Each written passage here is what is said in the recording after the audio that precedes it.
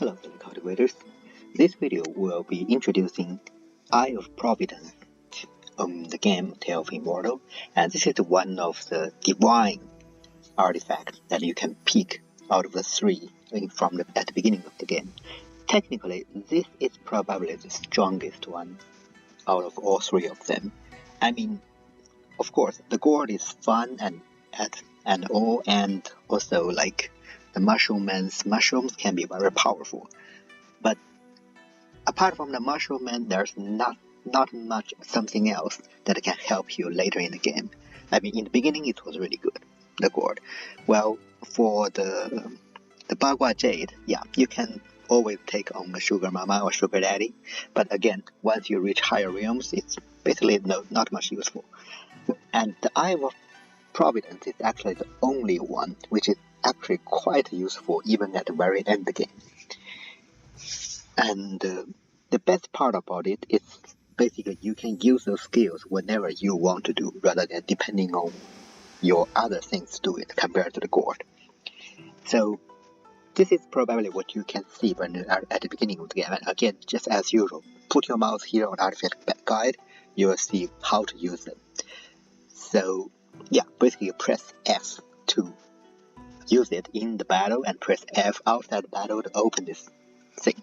So what does Eye of Providence do? Basically, it allows you to learn beast skills when you're against mythical beasts. And if you click on this thing, you can actually see there are all those mythical beasts you can learn the skill from. Some of them are very rare. For example, Jagu, you only meet it at the beginning of the game, and also around the third She quest when you are in Enlightenment, like only 2 chances. But many others you can meet multiple times in the game, and sometimes that is quite important because for many of them have multiple skills. For example, Duncan have 4 skills, and each battle you can only learn 1 big skill, and it's random which one you learn. So you need at least 4 battles against them to learn all the skills. There's only one exception, which is this guy. He has 2 skills, and you only meet him once, and the second skill will be given to you via some event. But others, for example, Jiuying the tree, the scroll, Leviathan, as well as Jagu only have 1 skill, so even if you miss it, I mean, you probably won't miss it. And for Jagu, even if you miss it once, you still have the chance and to get it later, but it's really rare you miss this thing once. Okay, so we will just go with the fight with Jagu to show you how does this learning thing actually works in battle. So here we go. Jagu will use its skill and a part of HP become highlighted. You need to get rid of that part of HP in order to learn a skill. And once you learn it, you can see there's golden thing coming on top of your character's head. And in this case, special case, because the first one you learn, you can immediately use it, but otherwise it's not like that, because you need to equip it first. Then you... Since I've defeated Jagu, now if we press F to open this page again, now we see that we have some skill equipped, because if this is the first skill you learn, obviously it automatically selects for you to use it. So this is one of Jagu's skill, as you can see from the previous battle. Basically you summon those light orbs and at a random place, dealing some damage, lasting for some time, and each time it hits enemy, you recover this 2% of vitality. This is the basic skill, but normally each skill also have an extra effect. For example, here, each time this skill deals damage, current cooldown is reduced by 0.5 seconds, so it's quite nice. And the skill does have a cooldown, have casting cost as well. So these are the basic things of a skill. Some of skill you really use it for the basic things, some of skill you're using for the extra stuff. And then if you click on this now, you see that the Jagu one actually becomes lightened up, so you can see how much it has. And there's this little bubble on the top, and also this here 1/1, which means Jagu only have 1 skill, this skill that you can learn, and we already have learned it. And for example, the evergreen, there will be 3 dots, and once we learn the first one, or whichever one we learn from the battle, it will light up only 1 of them. So yeah, so that's basically how you see what skills you have. And also notice that there's something called chi refining here. This is because each skill actually have their realm, and we can break through those skills to higher realms if we fulfill the condition. For example, you need to defeat Foundation Realm the Beast 5 times in order for this team to upgrade. And once you upgrade to the next realm, obviously this number, the damage number, will increase. And these are how you actually use these beast skills, later on in the game, because otherwise 227 damage will be too low. So yeah, that's basically how you use it. Once you fulfill the breakthrough condition, for example, to break, normally it's just 5 upper realm beasts. So for example, I have finished 5 foundation realm beasts, and then you can break through. So let's look, for example, Soul Dragon Lightning. So right now it deals 19 damage each lightning, each second, and costs 15 energy. Now, if we break through this will become stronger, so 27 damage, but the cost is also more. So yeah, but the part where this, the extra part where this skill does this, that usually does not change. I'm not 100% sure, but I think this never changes, because this was something not depending on the realm. So upgrading increase the damage, but also increase the cost. So after I introduce some basic things about the Eye of Providence and beast skills, like how do you use it, how do you learn skills, and how do you upgrade them, there are quite a lot of them, beasts, and there are different type of skills. Sometimes each of them have multiple skills. So I will probably use a few videos, because if I do all of them in one video, it would be too long. And in this video, as introductory video, I will actually only show some of what in my opinion are the best ones.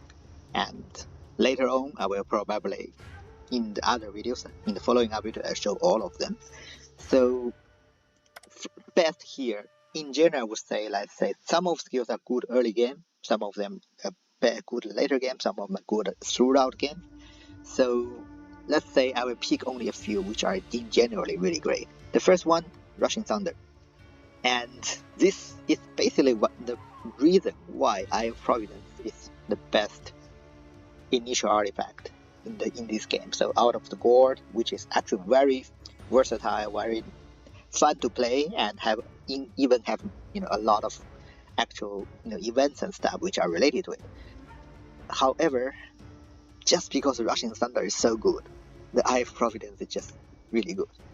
Like the Bagua Jade and the Gourd can be good early game, middle game, late game, but it's kind of falling down at the end game. But this guy is different. This skill is great throughout the game. So what does it do? It fires a lot of bolts of lightning in the target direction, dealing damage and stunning for 0.5 seconds. Now this stunning is good, and this have very low cooldown, 12 seconds. And basically you are stunning the enemy for quite a long time, like 8 seconds, not really 8 seconds, 5 seconds ish, and 12 seconds later you can again stun enemy. So enemy half of time are stunned. And if you have blood energy, which allows you to have 20% cooldown for any skill uses mana, and this can be even reduced to less than 12 seconds, 10 seconds, so it's really good. The cost of energy is not too much neither. So the main point of this, you are continuously stunning the enemy. And this have few good things. First of all, enemy stunned, this breaks their attack pattern and allows you to have a safer environment to deal damage. That's already good. But what makes it even better in late game is this. I mean, it's not news if you have watched my other videos. With the 5th Divine Power, you have the thing that every time you stun enemy, it will increase your critical damage by 110% for 4 seconds, so the 10th sub-skill here. And 8 times of stun within the 4 seconds, because you apply stun within 4 seconds, which will be the case if you use this skill, it will stack it. So that's 880% of damage increase. And look at my critical damage. Right now, base one is only 790. And plus 880, it becomes 1600.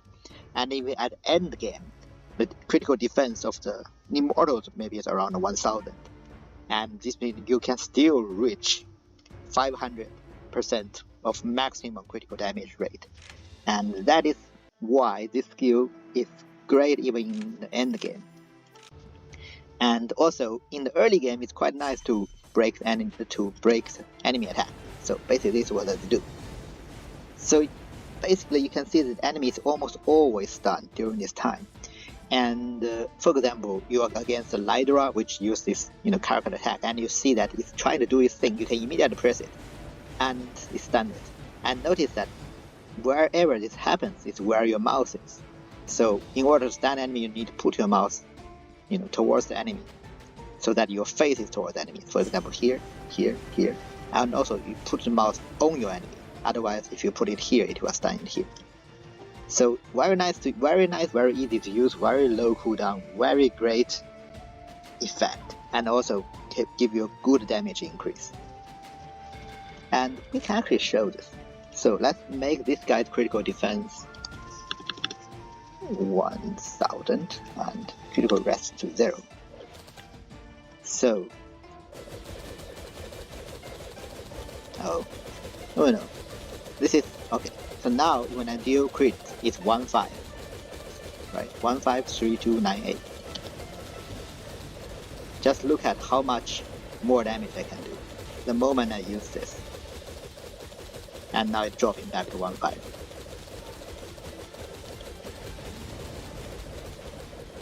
It's 10 times, more than 10 damage increase. That's how great this thing is. This greatly increases your damage.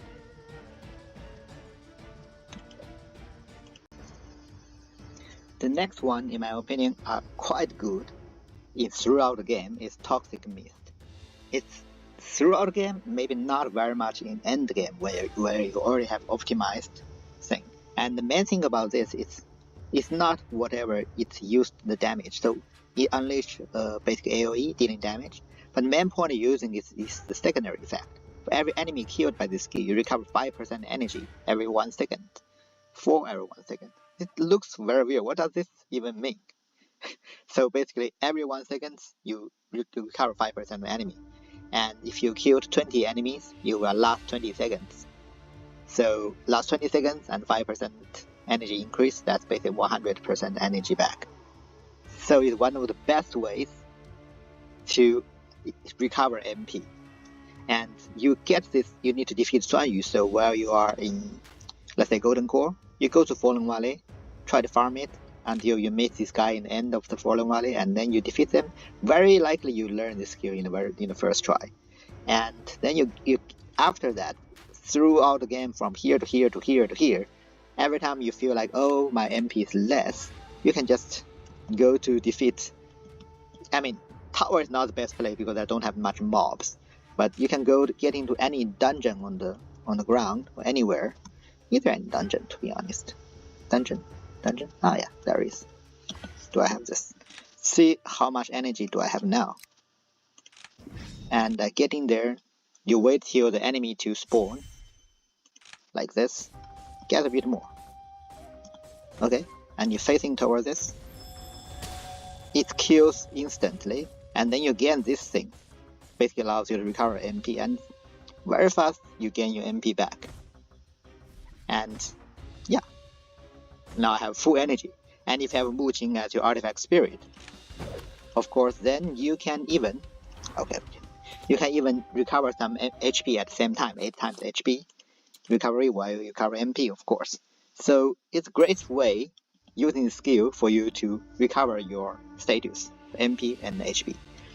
And I in general use this thing as long as I know I don't need to deal with a mythical monster. I always have this Toxic Mist with my big skill, because you can go to anything dealing with any mob, use this thing, you recover back your status. So it's quite nice to have. The next skill we're talking about is Demon Bamboo Sting from the Sword Bambuki. So Sword Bambuki you can always have where you are in Yongning or Huafeng region. When you are in your sect, you can do some of your sect tasks. One of the 2-star tasks have a chance to spawn this as and then you can learn it from them. Otherwise, if you're not playing a sect, there is the Junyuan G quest. We'll give you this, and also the first Shi quest where you need to go back to the Byron village. We'll also have this thing. And so what do? It summons a lot of bamboo stings, and there are two things about it. First of all, those bamboos, they can block enemy attacks, which makes you safe. That's one thing. Second, the bamboos count as a summon, which means if you are using a summon build, which you should use Meng Yi and Cithra who have this talent to increase the damage of all units summoned, depending on how much summon you need on the ground. So this is a very fast way to boost summons number for you to increase your summons attack damage. And also, when the bamboos disappear, it counts as those summons dies. And your mind skill, especially your sutra and your guide, can sometimes have this. I don't have it here right now because I'm not using the summon build, but if you are using summon build, you should have some sub skills say that every time a summon unit dies, you can recover some HP or MP from it. So another way for you to recover HP and MP. And let's try to use this to see that how it will. Oh God, this is impossible because this guy's skill cannot be blocked, but let's can still try. So you can not only block but also as a track for enemies. You see that it's attacking those bamboos, and those bamboos won't be killed that easily. So still useful. The next one I want to show is not one beat skill but a series of beat skill which share the same side effect. So for example, Goliath's Crabs, whatever, Tuscan Crush, or Blood Lord's Blood Shadow Tracks, and I believe there's Albino Apes, Mountain Breaker. So all of three have the same thing. Basically, each time we use a recharging skill, the cooldown is refreshed, and these are quite good if you are pairing them with a spear special skill, which are the so-called recharging skills. So what can you do? Let's first equip a spear mastery so that I have a bit more recharging points, because spear mastery adds 3 recharging points to it first of all. And the whole thing of this, basically you can use your special skill, then immediately use your beat skill, and after you use this, you use your special skill again, and then the beat skill cooldown is refreshed, you can immediately use your beat skill again. So in this way you can deal a lot of damage, and let's try it to show it. And of course that means you do cost a lot of MP as well, but it's worth it, right? So what you can do, so use this thing, immediately use it again, immediately this, use it again, immediately use it again. So it's quite nice. Basically you have infinite skills as long as you have recharging points. And if you have spear, then you have 6 charging points. That's 6 plus 6 special skills plus 6 beat skills. A lot of damage dealt in a very short amount of time. And you sort of need to, getting used to this way of operation, of course. I mean, Mountain Crusher Breaker is not that nice to use. And Blood Lord, this one is actually even nicer. It just takes a little bit practice. It's because what this beat skill do is basically allows you to charge towards direction and stun the enemy, also silencing for 1 second, so like this. And then you can use this, stun it again, use this thing, use it again, use it again, and stun it again, charge it again, stun it again, charge it again, stun it again. So the point is, this thing will automatically let you charge towards where your face is facing to. So if you charge in this thing and facing this direction, you are just charging away.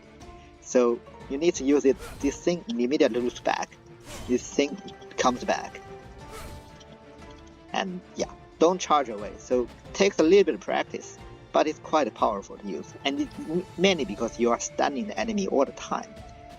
So it allows you to charge towards enemy much easier as well.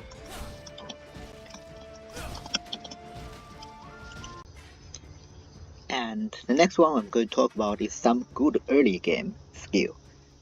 So they are And mostly I will talk about this Koto Thunder Curse. Basically, and similarly, there is also Dunkang's, Fuse Dash, as well as Goliath Crab's Dig Strike. And out of them, I would say the Koto one is the best. So these three have the similar effect. So you deal damage in a range, quite big damage, and then stun the enemy. Okay? And if this skill kills at least one enemy, you gain a shield of 5% maximum HP. So it's very, very complete. You have everything. You have stun, you have damage, you have shield.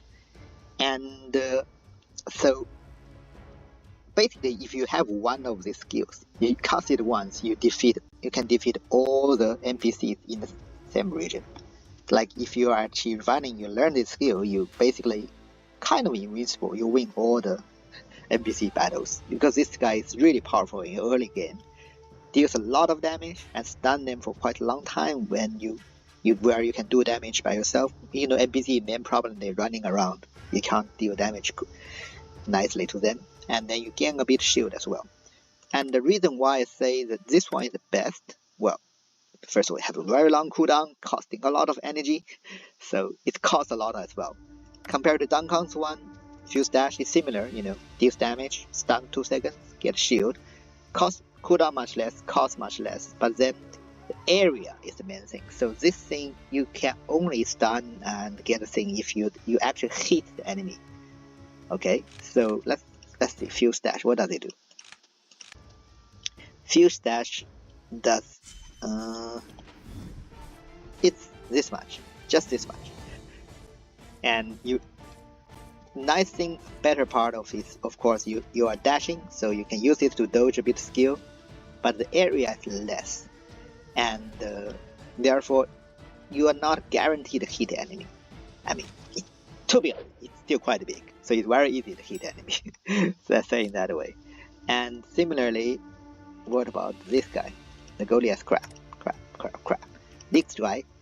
So again, damage, stun, shield, and this guy have its own specialities because first you dig down to the ground. You can use this as kind of a new motion skill thing.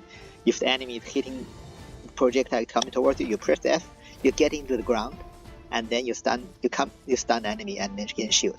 So it's more like you can use this much easier to dodge the enemy skill. But one thing is, you first apply stun, okay, and then after like 1 or 2 seconds, you appears from the ground.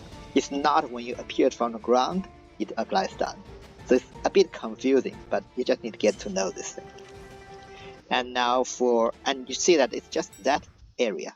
But now, if you look at what does this guy Koto's do, Thunder Curse, you will see that it's very much bigger area and easier to use as well.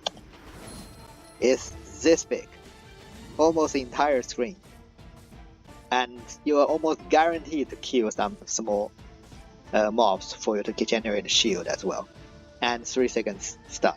Also, it has effect to make the enemy cannot use the item for 15 seconds, which means the NPCs cannot heal. So this thing is really the best way to kill an enemy in early game. And also, I mean, all the 3 skills can be very nicely used to apply shield, to deal stun, and dodge yourself from enemy attacks. So very helpful in early game against bosses. And this one will be probably the last one I will talk about in this video. It's a very late game skill. It's from the bipedal hound. So what does it do is basically send a soulbone shackle and disable their enemy's movement for 2.5 seconds, but you gain a bone shield around the same time. Dealing damage to the enemy, that's nothing, but for the duration, it's a 7-second duration, the damage taken by you will be capped at 1,000. So it's a great way to increase your survivability. The only problem, skill cooldown is a bit too long. But if you use it at the correct time, it basically can be used as really just make you invincible. So this is basically the same thing where this guy has, and it's very annoying, like it caps the damage you deal to him at 1,000, and it's not that easy to, because I feel like this guy has this thing all the time. Sometimes at random time it disappears, but otherwise, confuse you all the time, because when you are using this thing, it's very clear, but when it's using it, it's not that clear. But let's see. The main problem is you need to make sure this guy hits the enemy, and it's kind of narrow, and then you are bounded by this thing, right? And during this time, anyone deals any damage to you will be only 1000. So basically you are invincible, you can call it that way. And the main point is if it's almost like wind motion, let's call it that way. So you use this thing, sometimes you are dealing with enemies like Heng Tian, the final boss, like that. There are sometimes you feel like there's no way I can dodge this, and if it touches me I die. Then you can use this way to keep yourself not die, keep yourself alive. So can be useful, but kind of late game thing. If there's a similar kind of skills at middle game when you're against, let's say, the 5 Divine Beasts, will be much nicer. And by the way, you can sort of see that unlike everyone before, okay, most of the later ones are basically the only one which is still kind of makes some sense is Suan Yu. After that, everything else is just clearly not complete. Like there's only one main effect, there's no side effect. Most of them only have like one skill. What is this? It's just laziness. Anyway. Alright, I think that will be the end of this video, because there are so many different type of beat skills, and many of them are really not too bad because they are good for their own damage. Like Six Tails have some quite nice damage ones. It's not like as good as the ones I was talking about in this video. For example, the best one without a doubt, Rushing Thunder, and then during normal time you can use Suan Yu's Toxic Mist for nice recovery, quality of life. And then early game you can use those Kodo's or Dunkang's skills. For late game there is this guy's skill for you to save yourself, and there is also for spears the special ones which reduces your cooldown when there is a recharging skill. So as you can see, sometimes the skill itself looks not that attractive, but the special effect actually makes it much better. Like this one, or even the Suan Yu skill, we're really using it only for the special skill. So since there are quite a lot of different lethal things, and you can always try to look at them, some of them have a high damage, like this guy, and some of them have some nice skills, special skills. So take a look at them, try to use them in battles, try to find out what is the best way to use it. And but in general, as I mentioned before, later on part, it's not very polished. I hope, which I do not hold much hope, they will actually make this better after the official version. And you will probably see this video after the official version, because I'm recording it right when they announce that they're going to have the official version soon in a few days. But you will probably receive this video much later. So yeah, take a look at yourself. I might put a video of showing off all the beat skill, might not, depending on if it's too long, then there's not much point. So anyways, if you like this content, please consider leave a like, subscribe, leave a comment, and I will see you next time.